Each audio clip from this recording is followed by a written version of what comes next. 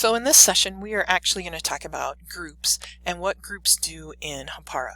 So groups can be a useful thing. If you have certain students that you want to push out, let's say links to, or if you have a certain group of students that you want to filter different things for, groups are the thing for you. So you just go to groups and you say, if you haven't created any, you can say new group, and you can create as many groups as you want to.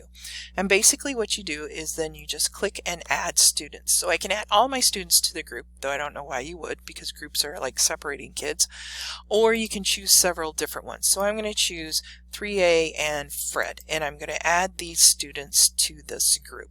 Now it takes a little bit of time for some reason to add them, but then once you have them, they're in this group. So I'm going to go ahead and close this.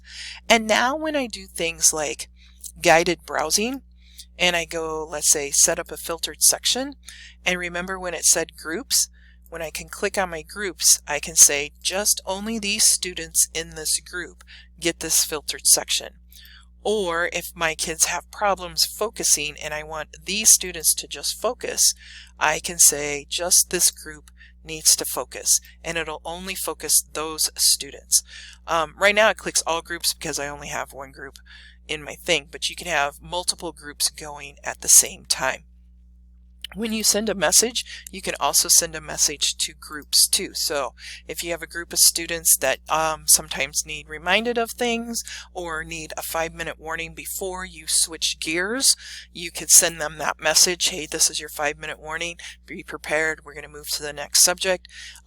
Start shutting your computer down. So if you have students that take a little while and need a little reminder or a little heads up that life is going to change, then groups could be useful for you on that. Groups can also, when you share links, you can say only these groups get this link.